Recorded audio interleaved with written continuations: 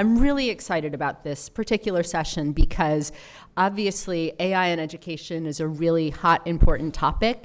And what we have today are three very different perspectives on it that I think will set off some really great insights, great questions, and some good conversation.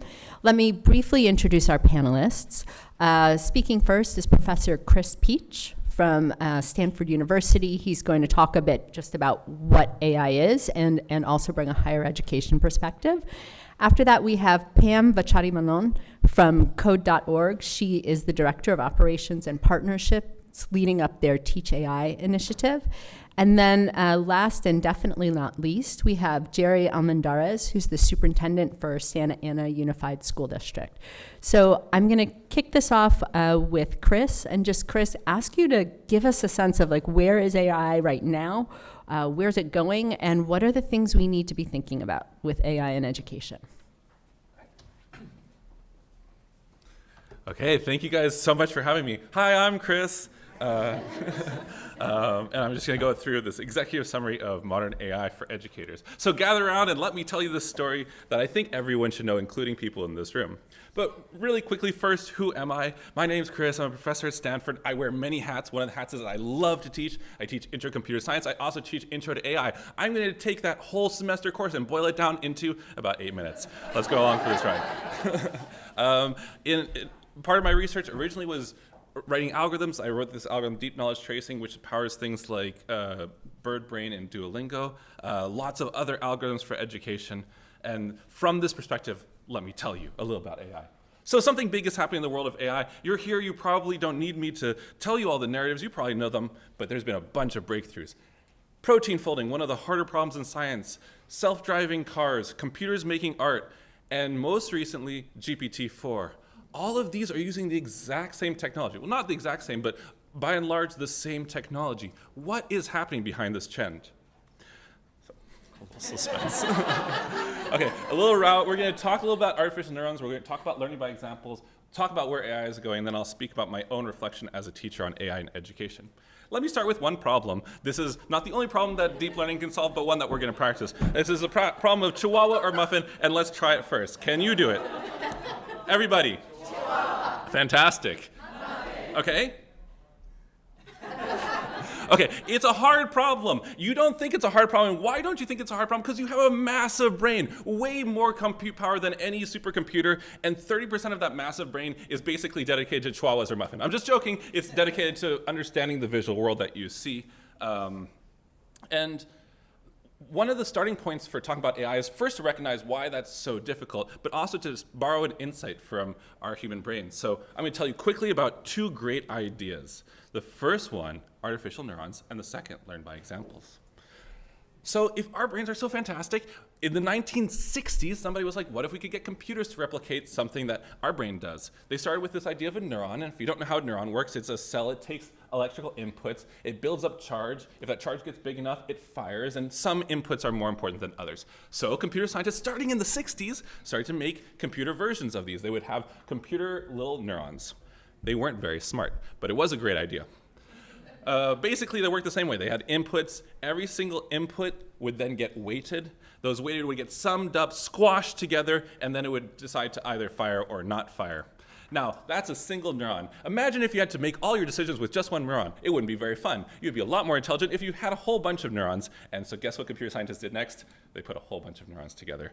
And for the sake of time, I'm just going to really quickly show you a neural network. This is a neural network that detects handwritten digits. So I'm going to draw a 3.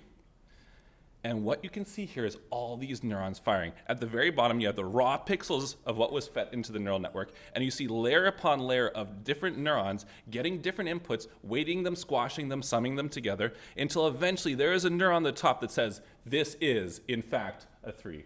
I know that's a little bit hard to see, but at the end, it's got its insight into the world. That is what is behind this big revolution in artificial intelligence.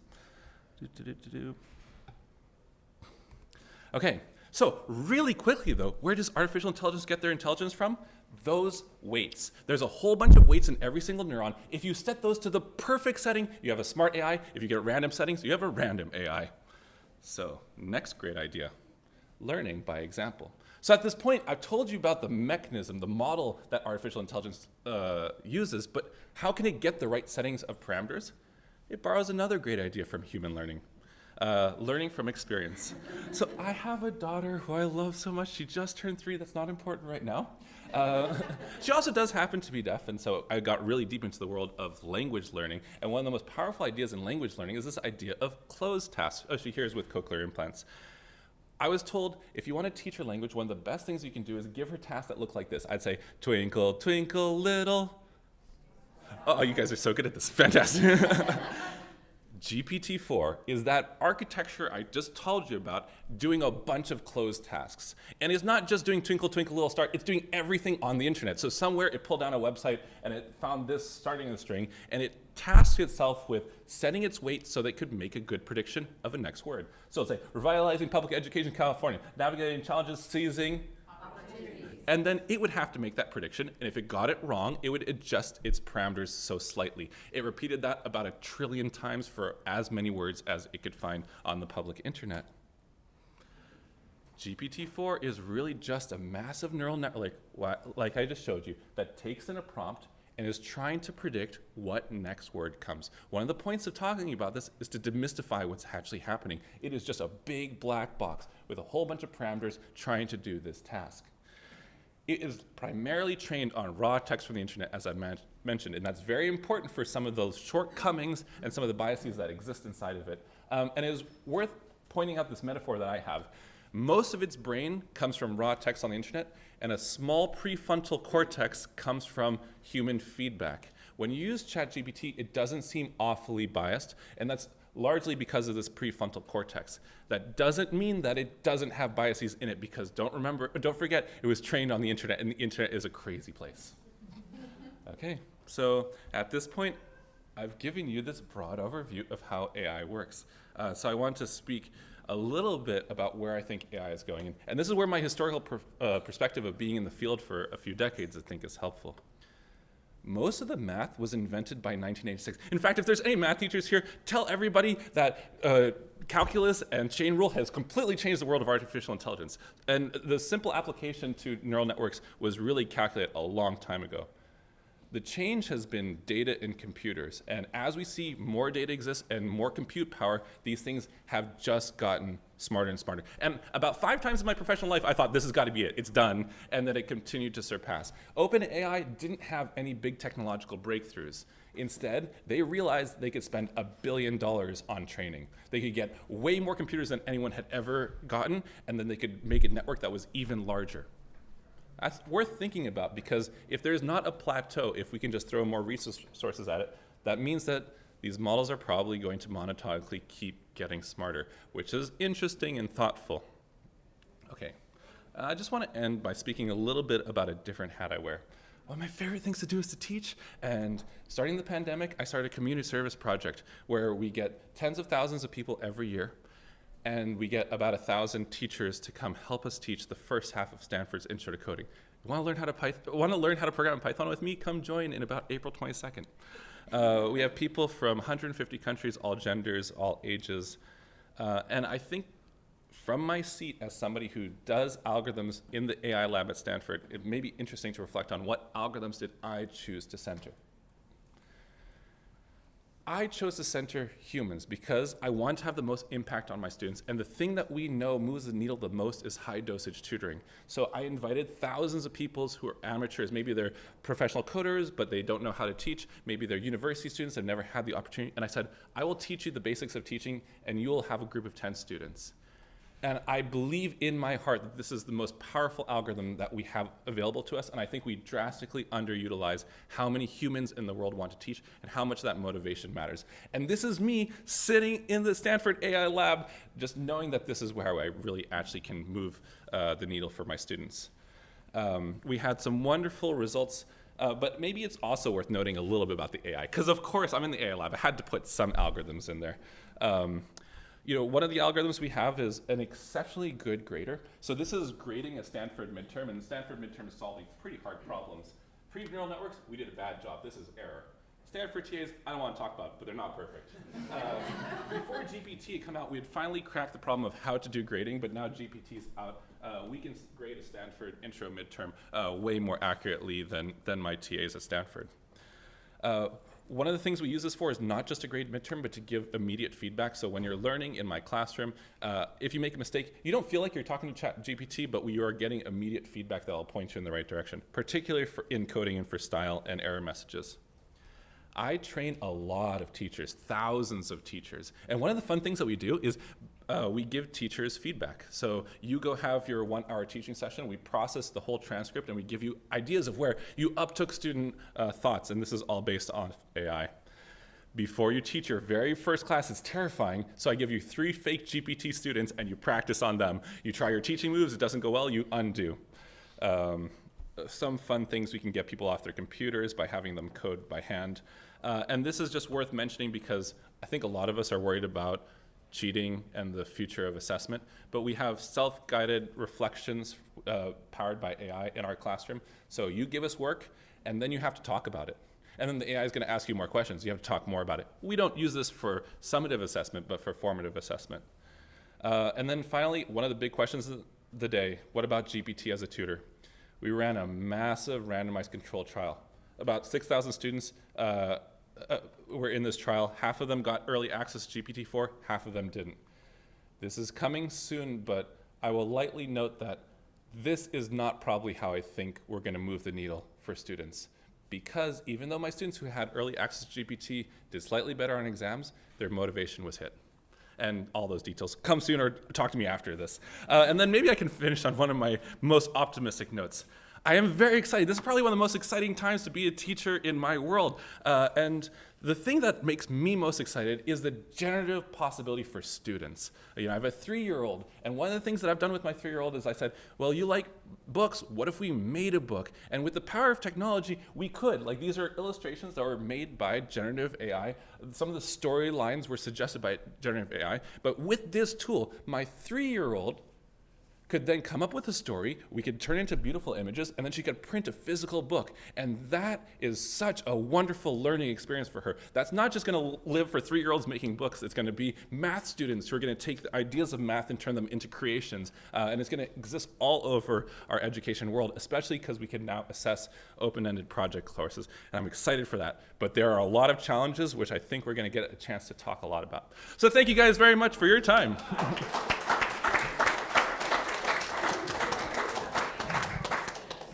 So Pam, you can stand, you can sit. Oh, over there, you get a clicker if you want. You get the job of trying to match Chris's energy. Woohoo! That was a lot. Lovely injection. A lot of emotions going on today. And maybe I'll start actually with a personal story. I also have a 3-year-old. Do not have an adorable photo. We can trade photos later. It's kind of motivating me. And really, I want to start with like 30 seconds reflecting on the daunting state of the state that we began this morning with. I began my career in international education policy, working a lot on a lot of the issues. I was sitting next to Glenn Kleiman. We were speaking about a lot of this is new, it is challenging, a lot of it is not, and we're still trying to tackle really, really important problems in education. And standing in front of you today, I have been spending the last 5-6 months a lot in an echo chamber of AI in education, and I'm so grateful for the opportunity to be here today, to be reminded of why I got into AI in education is because spending those years working on these very challenging, ongoing challenges in education more broadly, but also the 3-year-old that I have and the world that he is entering, and the excitement and the fear that I feel as a parent of that 3-year-old, and the skills that I want him to have going into that world, and also the world that he's going to face. Thus, in AI in education, I think it is an opportunity, I think it is important, and I think we have to understand that opportunity and understand the risks that we need to be aware of as educators. And I want to share with you a resource that Alix and I and Glenn Kleiman and maybe a few others in this room, I hope I'm not missing anyone, got to work on as part of TeachAI, which is an initiative of code.org, which I am staffed by, but also the World Economic Forum, ISTE, Khan Academy, and ETS. If you have any questions about this is my email address. Please contact me. I jumped the gun there, but TeachAI is not just, I try to start, oh, Pam, she works at TeachAI, she's gonna try to hype up AI in education. AI is like some sort of weird silver bullet for lots of things. No, we're trying to understand the impacts of AI on education, the opportunities that we could create with teaching with AI, but to the wonderful work that a lot of what Chris is doing, and he hinted on, teaching about AI and how we need to combine those both in order to harness the opportunity more effectively now and also going forward into the future. We draw from this amazing advisory committee that I get the honor to learn from all the time, which includes PACE, includes industry, experts in education, experts in AI in education, experts in technology, to build shared resources together. And it's really interesting. We get feedback and it goes, oh, this is actually way too favorable on AI. AI can't do this yet, don't overhype it, versus feedback that says, hey, you need to be a little bit more cautious or fair, actually, to how you're representing AI. It actually hasn't done all these things yet. Be a bit more positive. And so we're trying to create balance in a lot of what we do. In this context, I think about my 3-year-old, I think about the daunting challenges in AI in education, and AI literacy, a lot of teachers do believe it's an important skill. We have this data. I'm trying to collect more data on this, but among all the things, teachers have hope and see that it's important. Students, and excited that the debate team from the high school is here as well. Curious to have a side chat with you later. How are you thinking about AI? How do you use it in your classes already? But students see it as a tool that can complement what they do and how they work, not as a replacement for teachers, but also an optimistic view.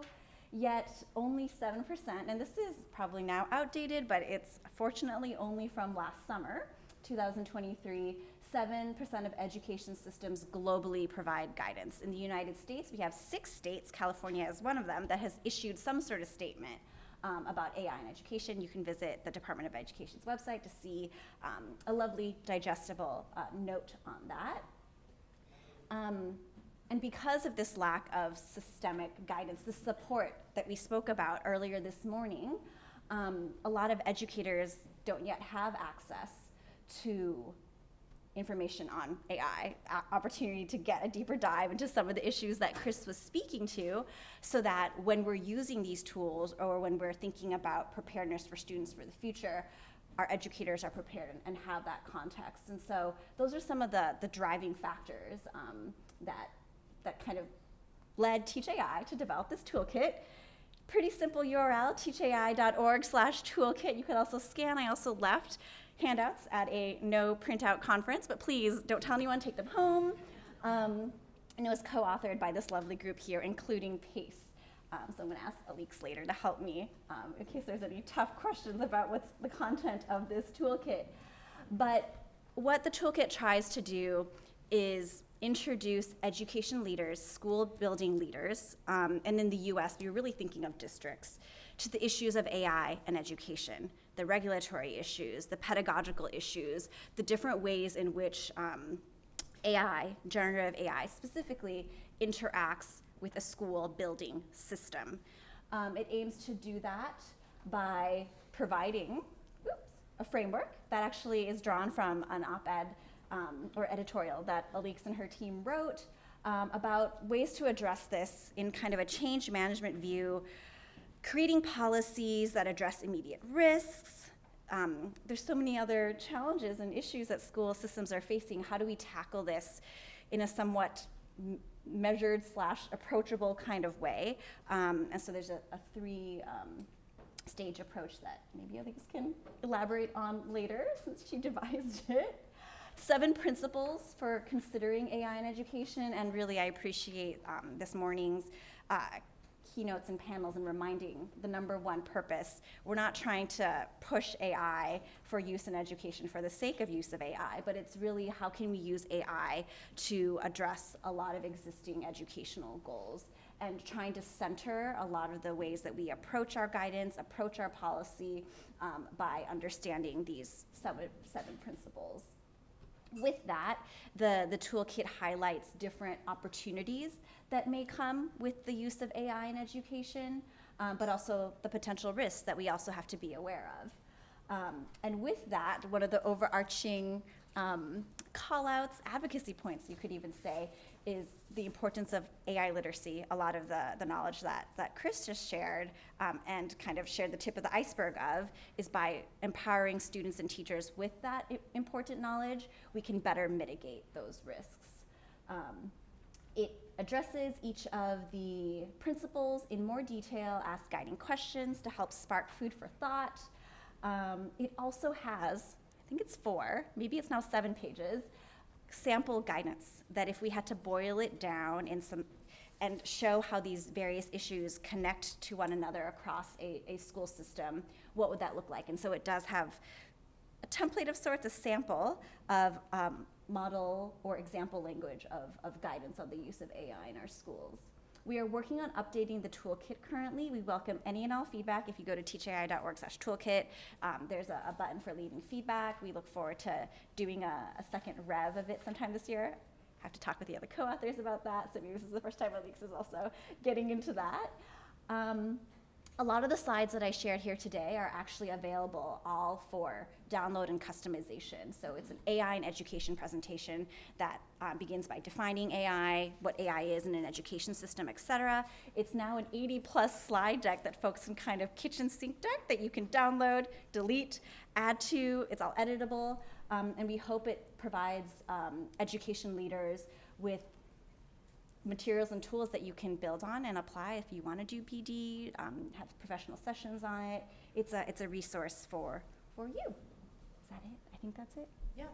Please contact me if you have any questions. Great. Thank you.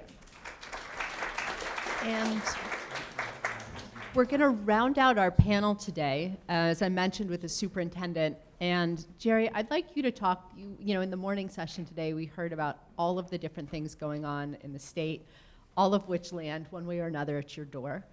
And it's very easy to imagine a superintendent saying, gosh, AI is big, it's complicated, and honestly, I just don't have time to tackle it right now. And that's not the course you've charted in Santa Ana. So I wondered if you could talk about Santa Ana and how you're thinking about AI and why you are making time to think about AI in your district. So I was feeling good this morning when I woke up, thinking, okay, I'm away from the district. I'm going to learn a lot of new things. And then this morning I sat there and thought, wow, we have a lot of challenges that I forgot for a blink of an eye. But it is important. Should I stand? It is important for us to embrace this. And I think part of my early embracing of this platform is the relevancy of maintaining public education. It's so important to society, but also I think it was forget the name of the author, but the Coming Jobs War, where he says the new war is fought with intellect and not bombs and bullets and missiles. And I think that's the phase that we're in right now. Is like, how do we become the dominant society to really advance the challenges that we have with political disruptions and social injustices and global warming. And I think the conversation about student absenteeism, we created a graduate profile during COVID to kind of help guide our thinking as when students leave, we wanted them to be better when they left us post-COVID. And as the adults, 80 community leaders came together and looked at research across the world, identifying high-performing institutions, we identified the characteristics and related them to the things and the work that we were doing in Santa Ana Unified. As we were getting ready to roll it out, we were having conversations with our community members and our principals, and one of our principals says, Mr. Almendarez, we're getting this 3-year strategic plan developed for kids and academic focus, but look around the room. And we're like, what do you mean? Well, we're making, the adults are making decisions for kids without kids being at the table. And you could hear a pin drop. And we do surveys, and there's nothing wrong with surveys. But when we went out and we did a 600 student listening session, randomly selected students. Our research department came up with a formula that randomly selected schools, and within those schools, randomly selected kids to pull out of the classroom to have these conversations, K through 12. We heard some things that you don't hear in a survey. I had a kindergartner raise his hand and say, I don't learn well sitting down for 6 hours. You had a middle school young lady, 7th grader, say, I just wish the teacher would pronounce my name right. And then we had a high school student say, I don't even want to go to my math class because my teacher gives me a hard time before I even sit down. And what we learned is that as we were creating this graduate profile and writing these plans, the adults were creating a system that we thought was good for kids, and it's not. And so we shifted from this academic focus to a more relational focus. We went to our principals and we said, why are you guys not supporting the teachers? Actually, we went to the teachers and asked, how come you're not supporting the kids? They were like, well, because we're being given all of these things to put on our plate. Time. We went to the principals and we said, how come you're not supporting your teachers? And they looked at executive cabinet and said, because you guys are pulling us off the site. And so when we reflected, we blamed the board. But then quickly realized that, we have to make some decisions and reflect on our practices. And so as we were navigating this conversation, about the same time that ChatGPT and AI came out. So very quickly, did we discover, or did in a small group of us discover the power of this platform and how it could be used to speed up the work that we're already doing. And so we began to have conversations at the executive cabinet level around how can this platform be used and how can it make our jobs more efficient. And the more we learned about it, the more we were amazed at how quickly it was generating output that we were asking for. I'll give you a story at CORE. We're a CORE district member. And one of my frustrations as a superintendent, I've been a superintendent for 15 years, 30 years in public education. Every year I go to national meetings. I belong to national consortiums and local and regional consortiums, and you may feel this way, but I go to these meetings, I look at the agendas look the same they did 20 years ago. All of the items on there are the same: legislation, funding, staffing, programs. And you begin the conversation. I'm sitting there thinking, we've been talking about, this is the same agenda, hearing the responses, these are the same solutions, nothing has changed. Public education has been stagnant in our academic performance compared to other parts of the world. So why are we spinning our wheels? And so we began to ask ourselves, as this innovation starts to explode, how can we use it to reimagine how we teach? How can we use it to reimagine how we learn? And what are the characteristics of leaders in this new environment? And that's the journey we're on with AI. And to answer the policy question, we began a conversation with our legal counsel about 7 months ago, asking them to help us draft policy. 7 months later, the response is, we're working on it. And I think a lot of districts and a lot of superintendents are in that phase right now, is that there's a lot of caution and hesitation to embrace it because nobody wants to get in trouble. And I told our counsel, I said, I don't want to be Santa Ana versus the world in court, but I also don't want to be left behind. And we're going to be dramatically left behind if we don't begin to embrace how this technology can help us be better leaders and learners in the classroom. And back to the survey, back to the student, anyway, my point about the policy is I plugged it into ChatGPT and I said, create a policy for my district. And it created a policy. I gave it to our legal counsel and I said, okay, here's a template. But I still don't have a policy. But so, one of the things that we're doing is we're looking at embracing it. We've opened and had conversations with our teachers. We started with our executive cabinet level, and we really had months of discussion about what does this mean, what impact is it going to have. When we got comfortable as an executive cabinet, we brought it to our principals in principal meetings and the agendas that have always been the same with our principals. We're guilty of it too. Then we said, okay, now take what you talked about, plug it into ChatGPT and see what it gives you. And so they started to play with it, and then they started to discover the value and how quickly it helped them make decisions, and they viewed it as a thought partner as opposed to just a a book or a tool. And so, so as they started to explore and experiment, they would go back to their staffs and they would have conversations with their instructional leadership teams and give them permission to do it. So throughout the year and a half, we began to see more and more activity in around this embracing of the AI, so much to the point where we pulled together a district advisory council on AI.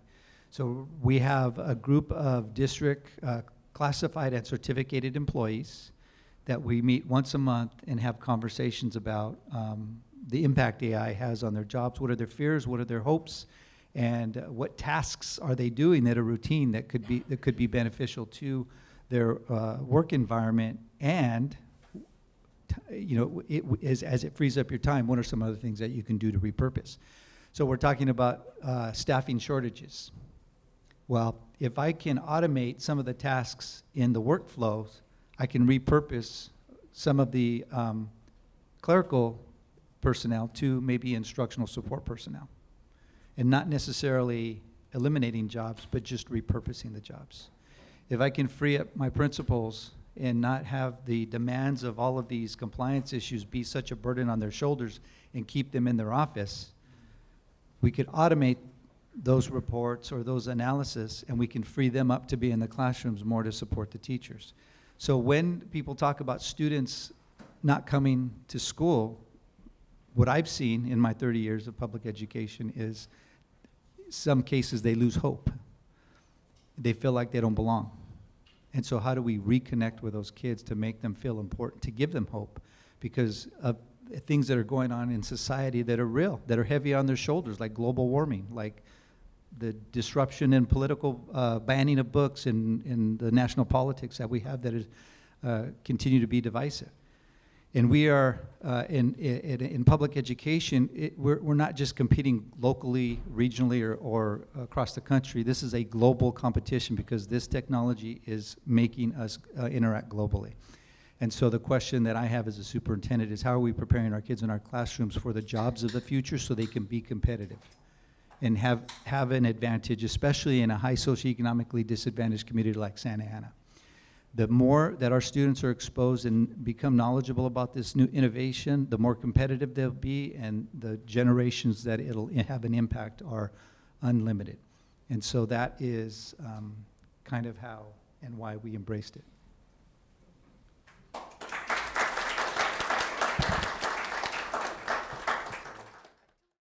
We are going to take a bit of time right now to go through some of the questions, and I will say I got a nice stack of them. I'm going to try to group them because we have more than we can answer, and not surprisingly, they overlap. So I want to kick us off. This question is for anyone on the panel. And the question is, if we have this issue of a basic digital divide, how do we think of AI teaching and learning without exacerbating inequities? Any takers? I'll try that. So for me, it's an equity issue. It is important for at least my district, in my community, which is a high socioeconomically disadvantaged community, for these kids to be exposed to the skills of the jobs of the future. And it can change for the better generations in my community, which I think benefits everybody. It benefits society. If I put my head in the sand, then I am just delaying the inevitable, meaning that the gap is only going to get wider. And what happens when students drop out of school? They do other things that aren't helpful to society. So we have to learn it early. We have to learn everything we can about it so we can use it for good. We're going to make mistakes. It's going to be messy. There are going to be arguments and challenges, but we have to listen, understand, and then find that balance.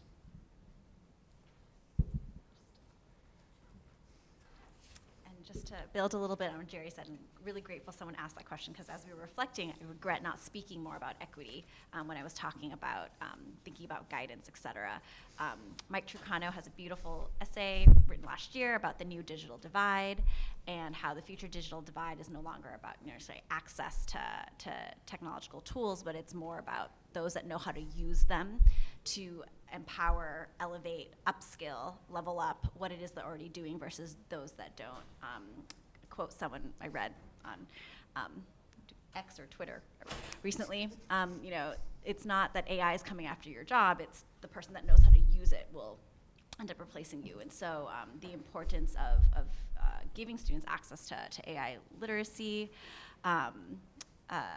so that they can be prepared for this new digital divide. And with that, to get a little bit more ecosystem meta layer above that, the societal bias that is in some of these tools and the importance of addressing that and getting ahead of that increasing inequity that might be created through tools by opening up access to more students who can become creators of them and developers of them, and the importance of diversifying who's working on these tools to increasingly get ahead of those big meta macro kind of issues. And so that's another reason why I personally feel like we just really need to double down on the importance of equity in these spaces because of who's also creating these tools. Yeah. I'll just throw out an interesting observation. I think, and I'm not a policy expert, there's probably a lot of people in this room more qualified than I am, but I'll put out this observation, which is around the world we see equity getting better. And the story I like to tell is, if you look at the Bangladeshi students who are in code in place over the last 3 years, you can see a marketable improvement. And so, if you look at people who are historically marginalized in that bigger picture, things are going in the right direction. But in the US, it seems to be going the wrong way. And I'd like to just ask the question, why? Because this seems so important at this time. And then, this is a small thing, but I am also quite interested in how these technologies can get us off of our devices.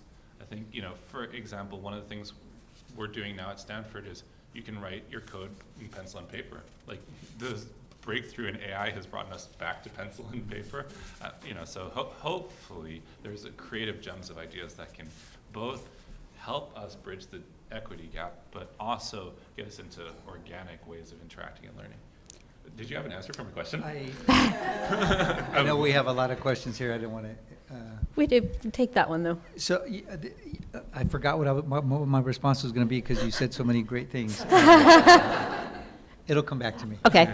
Well, let me pivot off what you were just saying, Chris. We got a question here that's specifically about the move for outdoor education and the benefits of learning in nature and kind of how AI can enhance students' experiences. I want to broaden that slightly to include not only outdoor education, but also more relational things and kind of this question about how do we worry about the impact of too much screen time and too little time, whether it be outdoor learning in nature or interacting with other people.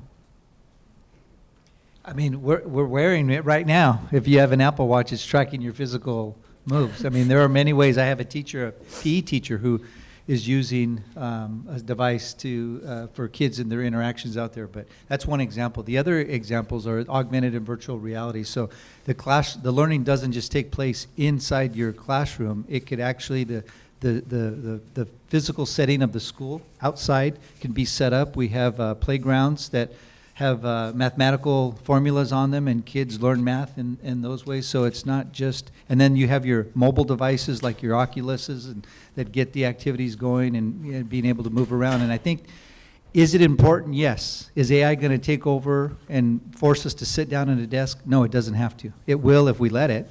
But the more we talk about how can it be used outdoors, the more ideas we're going to get, and then the more solutions we're going to get. I don't have all the answers, but I do know that collectively, if I bring a group of people together to have a conversation, somebody's going to have a really good idea, and then we're going to capitalize on that. And just to add a little bit on that, when we think about AI in education, it's not just using AI in education, it's also teaching about it. I remember when we were at the computer science education conference last year, and a TechCrunch article came out that really scared me. I didn't follow up on it, no more news, so maybe they just realized it was a bad idea. It was Instagram and an AI friend. that they were going to have in its chat function. And my heart just went out. They haven't given up on it. And then I was talking to a wonderful group of state computer science supervisors, like, this is why we need to teach AI literacy, even in an unplugged way, because so much of children's worlds are digital now and social and online, and I think it's increasingly important that they understand how those worlds work. Yeah. So that the friend that they have online is not, this AI word, to really understand what those tools are, especially if folks are using it to build mental health tools and other things. So it makes me think about the mental health crisis that we have among teens. And so anyhow, the importance of AI literacy can be done in an unplugged way as well, and that needs to accompany how we think about using these tools in schools. I'll give a really quick plus. I think there's a grand challenge right now in AI education to help people with physical abilities. I was talking to some folks at Congress, and they asked, how is this going to help people who need to learn how to do construction or how to lay pipes? And their answer is, right now is very highly optimized for people writing essays, and it's not something AI is capable of. But if you're a budding AI researcher or something, then it is a big challenge that we could take on. Yeah. I'm going to shift slightly to thinking about the role of the state. There are a few questions about that. I'll start with this one. What should government leaders who are making data available keep in mind as people increasingly use AI to work with that information?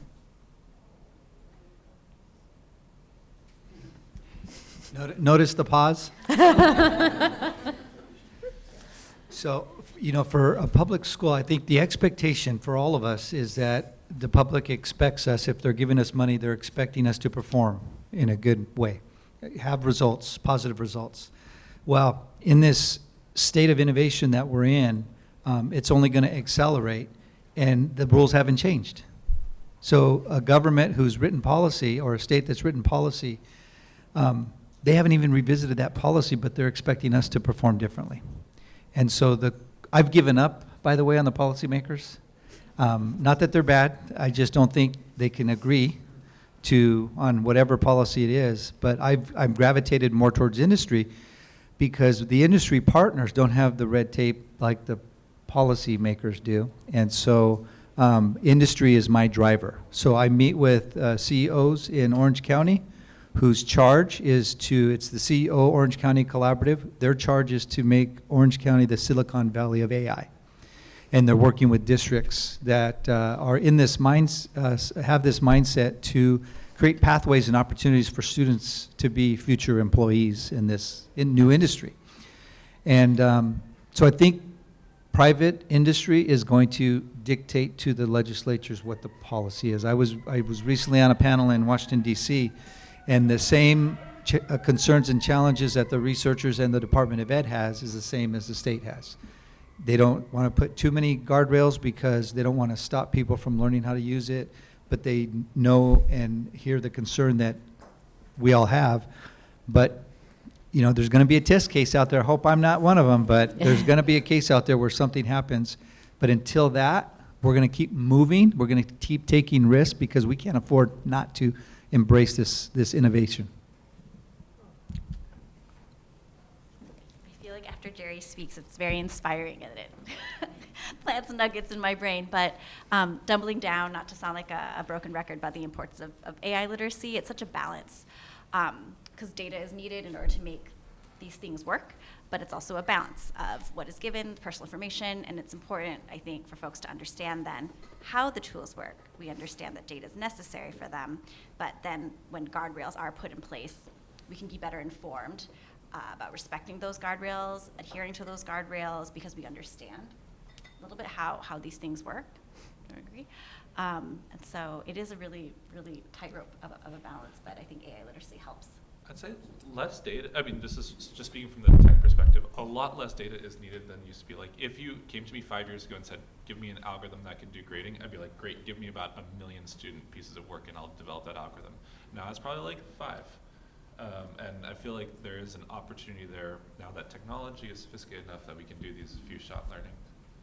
And one of the way we're operating, at least the mindset that we're taking, is we already have acceptable use policies in the district, which means protect student data, anything that's private, we're using that as leverage. We're saying, okay, just don't put any private information, any student information, any confidential information into these platforms.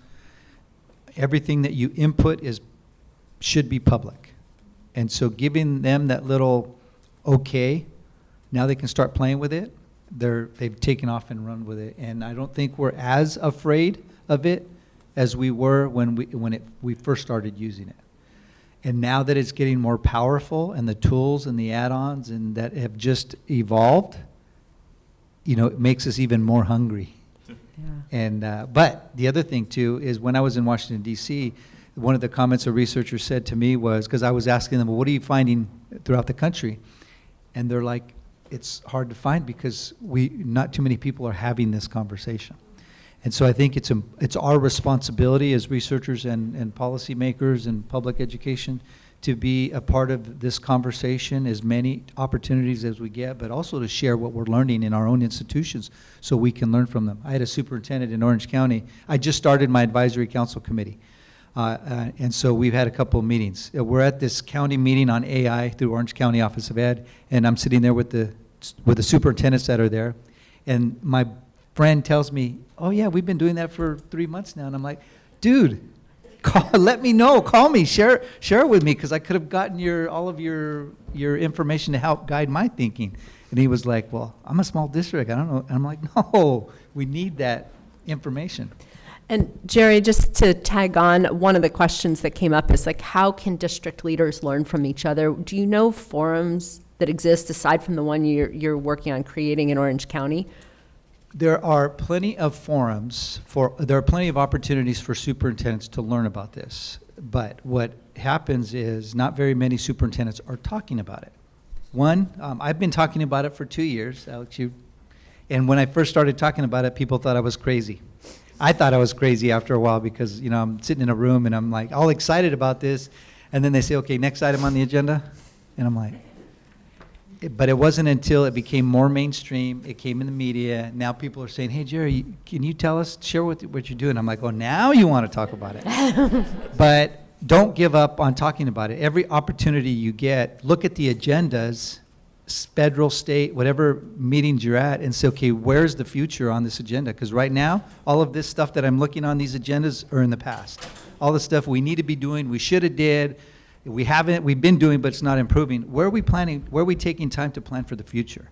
And I think just by putting those items on the agenda, having a conversation about it, will get the ball rolling. Mm-hmm. I'm going to start this question with you, Pam, because it was labeled that way, but then I think broadening it out a bit. The question is, do you believe current California state AI guidelines are sufficient? And then should the state prioritize more funding to let districts handle PD and develop individual guidelines? Or do you see that there are other supports that the state could be providing to help schools and districts in this area? You don't have to take it all. Just get us started. I was like, thank you for the question. I'm becoming a policymaker now, or a lobbyist of sorts. But I think the California guidelines were one of the first to come out, and I think it was wonderful. And to Jerry's point, people weren't talking about it. And so by having this space where, like, hey, they said something's out there, it opens up space for conversation and among what we're hearing from among educators and what Jerry's just echoed, the opportunity for, at the state level, to create space, create forum, create an enabling environment where folks feel comfortable talking about it. That's a very, very important thing. Whether the guidelines and then the legal step, et cetera, are sufficient yet, probably we hope to see all those things grow, increase. I've spoken a lot today about the importance of AI literacy. There's so many things that schools are continuing to need to do professional learning and professional development on. And to add another requires resources. It requires taking it away from something, or where is that money going to come from? We learned a lot about the important deficit. So, but yes, these things are important. And so, support from it at a state level, I think is incredibly important. Highlighting the importance of funding. There's bills at the federal level talking about. Then it's the money needs to come from somewhere, but how you can use some money that's been appropriated for digital skills to also be used for AI literacy and AI education. So yes, the importance of creating spaces and forums for talking about it, for sharing knowledge, and yes, funding is needed. Other thoughts? I think we're this collective, the researchers and the educators, we're gonna end up there's gonna be a shining example out there that's gonna get a legislature or a state or a federal government's attention that we're gonna start modeling things after. And so I think that's why it's important for us to begin to share our processes. Even though we think like we're new at this and we really haven't started, don't worry, everybody else is in the same boat. I mean, we've been talking about this for, at least in Santa Ana, for about 2 years now, and we still feel like, I'm still learning something new from my colleague the other day. But we have to start talking about it, and we have to start implementing it, and we have to start bringing our people together to have conversations about what are their fears and what are their hopes and how are they using it, so we can learn and then implement. Because when we start to learn and implement, that's when the researchers begin to collect their data, and then policy is made. And that's where I say I can't wait for the policymakers, because we don't have time. We have to do this work and then share it with them, shine. The other day, the State Board of Education was meeting, and my county, because they know I'm AI geek, they said, hey, they're gonna, the state board is talking about AI. So I logged on and listened to the portion of AI, and I was emailing a couple of the state board members the agenda that I had sent out to my teachers calling for the AI advisory committee, because I wanted her to know in real time, hey, there are districts that are doing this. Because they were just talking about what should be done, what we need to do. And I'm like, no, here's one that's doing it. Jerry's always so inspiring, I feel, with what he says, and it makes me reminded. Another quick thought is creating these spaces to talk about it. Everyone is learning together. And I think one of the biggest hurdles or things that folks want to learn about is talking about priorities. And when you think about states, you think about policies, top-down priorities, et cetera. But we need spaces where folks can talk about how they are putting this and using it to help address priorities, or how is it being prioritized. Because as we know, in the context of this larger conference, so many other challenges, so many other issues. How does AI fit into that picture? I think a lot of leaders are struggling with that. And so if I were to prioritize the sharing of something, it would be the prioritized sharing of priorities. So teaching at Stanford has a really different hierarchy. It's much more grassroots. Like, no one tells me how to teach. I have complete autonomy over my classroom. That's very helpful at this moment, because things are moving so fast. So I set a policy for AI in my classroom. It's completely different than what it was 3 months ago, not because I've changed, but because AI is moving at that velocity. I think there's an argument to be said that for this particular moment, grassroots might be one of the powerful ways forward. Yeah. Well, let me add, if I may, one powerful thing, and using it and just getting in and start to play with it is powerful. But we don't even, at our principal meetings, we don't say, okay, we're going to have an AI discussion. We say, pull out your computers, plug in your site SIPSA PDF version, take a picture of the district goals, and then do a comparison. Now, mind you, they've spent 3 hours looking at the hard copies and having conversations. And after the 3 hours they're spent, we showed them how in seconds this platform could give, in some cases, better output of the results, but also free up their time dramatically to be able to do other things. And that is what we have to start. Yeah, I think the one thing that I would add on here, especially to what Chris just said, is, Chris, as you know, your background in AI is vastly more than some of your colleagues in other departments, which again, I think is why we really need to lean into collaboration right now, because some people are going to be ahead and lots of people need to learn. We can't ask everyone to do their full jobs and teach themselves about the importance of AI in education at the same time. So we really need to find those spaces. We'll get there. One question I've been holding for a while. This one was written for Chris, but I think there's a broader question for everyone. When training teachers who help teach AI to 30,000 worldwide students, is there a component for ethics in AI or screening for skewed data? There are concerns that students won't understand what is appropriate. And I think there's underlying things here about bias as well under this question. It's a good question. So at Stanford, in my department, we have a policy called embedded ethics. So every single class you teach, instead of having a separate ethics class, ethics is embedded into it. So when I teach a programming class, we talk about, things like viruses. When I teach a probability class, we talk about exactly that. We talk about how data can lead to inherent biases in models that are making predictions. And we get, there's a lot of great case studies. Like a professional ethicist came in, helped us build it into our curriculum so that it feels very smooth, so they don't feel like disjoint ideas. So yes, it's a short answer. Any other thoughts on bias and ethics that haven't come up yet today? No, I mean, those are all constant conversations and comments that are made by our teachers, and it's real because there have been some inputs, and we've observed some outputs that aren't appropriate, and we address them. We have conversations around them, and then we move on.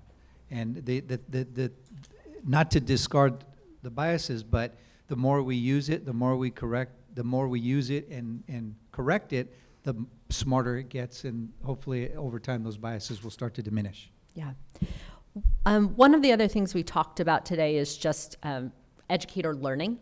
And so I wanted to raise this last question, and Jerry, maybe start with you. Do you have any thoughts on ways we can increase teacher professional development around AI? And I'll expand that to also including leadership development, professional development. Yeah, I would start with the leaders of the organization. I think I have a lot of superintendent colleagues right now that aren't in this space, and I know that their staffs aren't in the space as well, and their executive cabinet. So my thought is, if they're not having these conversations when they have principal meetings or teacher trainings, are they having that conversation? And so it really needs to come from the governance team, which is the Board of Education. It needs to be the superintendent or the leader of the organization. And for me, we started with our executive cabinet. So there are opportunities that we have to give the leaders of the organizations and the understanding and the knowledge behind how it can help. Because the teacher's number one issue was, I don't have enough time. If I can free up 60% of a teacher's time with these routine tasks, then that gives them the ability to interact more humanly with their students. Okay, I'm going to pose one final question for the group, but before I do that, I'm going to note there were a lot of cards, and I didn't get to all of them. John, I saw you had your hand up. We will be here after this last final speed round. Please do come up and see us afterwards. The last question I have for the group is in a speed round. You get about 1 minute. What is most important for policymakers to know around AI in education to realize the benefits and minimize the risks? Does anyone want to jump in? Sure, I'll start. Okay, I'm going to choose two. And one of them is, don't forget that we've had a big revolution in near-peer tutoring. That in terms of moving the needle, nothing we've seen in AI is moving the needle in the way that we know that near-peer tutoring does. Okay, and then the second one, don't forget that this GPT, the exciting thing is to make students creators. I think there's lots of ways of thinking about how it's going to affect essay writing and things like that. But if we can get to the place where learning could become really fun, if we do this right, it could be a really joyful experience in the classroom. And that is the challenge. How do we take this moment in time, create joy, and probably that's going to mean students making books, students making applications, students creating value while they're only 12 years old. I'm not going to say anything very too inspiring or new. I think it's first principle of the toolkit that we've been working on is just making sure all the conversations are centered around the education and educational goals. Doing that, it's not about making sure we use the technology or making sure anything about the technology. It's looking at the deep educational needs, priorities that we're trying to address, and seeing this as part of that existing ecosystem and environment. To build on what Chris said, there's so many other many exciting ways to address many of the problems that we have in education. AI as a part of that, augmenting in that conversation, not as a goal in itself. I think Peter Drucker said, if you want to predict the future, you have to create it. And I think we have to think differently. We're not going to solve today's problems with today's solutions.